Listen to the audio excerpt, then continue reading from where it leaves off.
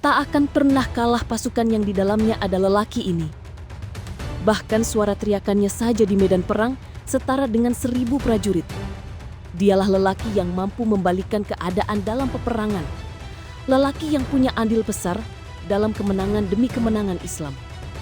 Seorang jenius dalam strategi, tangguh dalam ujian, dan singa dari kabilah Arab, dialah Al-Qa'qa' bin Amr At-Tamimi, sang kesatria dari Bani Tamim.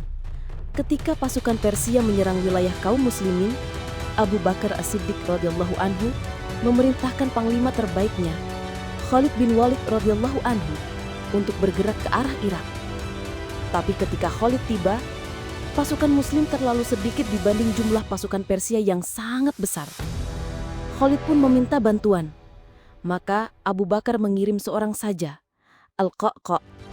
Namun bersamanya ada sepucuk surat berisi, dari Abdullah Abu Bakar kepada Khalid bin Walid. Inilah bala bantuan yang kukirimkan padamu. Kau mungkin heran, hanya satu orang. Tapi ketahuilah, wahai Khalid, pasukan yang di dalamnya ada Al-Qa'qa' tidak akan pernah dikalahkan di muka bumi. Bahkan suara Al-Qa'qa' di medan perang lebih baik daripada 1000 prajurit. Khalid bin Walid lalu mengumumkan kepada pasukannya, wahai kaum muslimin, bersiaplah melawan pasukan Persia. Bala bantuan kita telah tiba. Dan memang benar, kedatangan Al-Qa'qa' seakan menambah kekuatan setara dengan satu pasukan penuh. Dalam salah satu pertempuran, pemimpin pasukan Persia Hormuz mencoba menjebak Khalid dengan menantangnya duel 1 lawan 1. Ketika Khalid menyerangnya, sekelompok pasukan Persia bersiap menyerbu Khalid dari belakang. Tapi Al-Qa'qa' melihatnya, dan seperti kilat, ia menerjang mereka sebelum sempat menyentuh Khalid.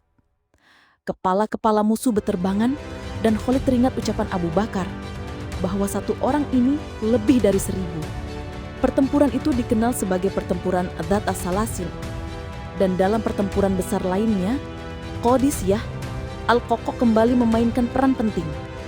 Ia datang di hari kedua setelah hari pertama yang penuh penderitaan. Saat itu, pasukan Persia menggunakan gajah-gajah perang besar yang menginjak-injak barisan muslimin.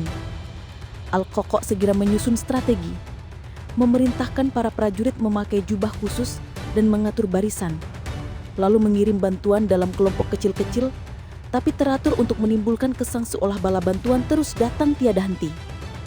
Gertakan mental ini sangat menggetarkan pasukan Persia. Ia juga melihat kelemahan pada gajah-gajah itu, tali pengikat di kotak di punggungnya. Maka ia perintahkan untuk memotongnya, membuat gajah jadi liar dan tak terkendali. Hari demi hari berlalu.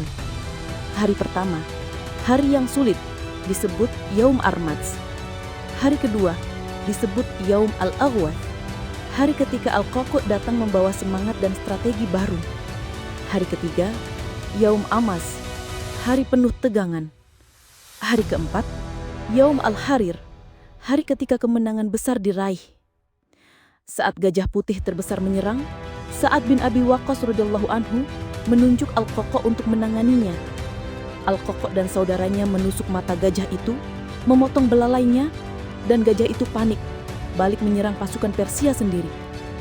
Sisa gajah pun melarikan diri. Pada malam hari, Al-Qa'qa' berteriak, "Jangan hentikan pertempuran.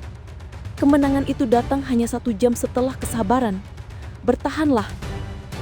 Dan benar, pasukan Persia kelelahan, dan keesokan paginya diumumkan bahwa pemimpin tertinggi Persia, Rustum, telah tewas dibunuh oleh seorang prajurit muslim setelah ia kabur dan bersembunyi di antara bagal-bagal. Al-Qa'qa' bin Amr At-Tamimi adalah simbol keberanian, strategi, dan ketangguhan. Ia adalah orang Arab pertama yang memimpin perang malam hari, memperkenalkan taktik baru, dan menjadi inspirasi abadi dalam sejarah Islam. Pelajaran dari kisah ini, kemenangan bukan hanya soal jumlah, tapi soal iman, kecerdasan, dan keberanian. Kisah-kisah seperti ini perlu kita ceritakan kepada anak-anak kita, agar mereka tumbuh mengenal para pahlawan sejati yang membela kebenaran demi Allah Subhanahu wa Ta'ala.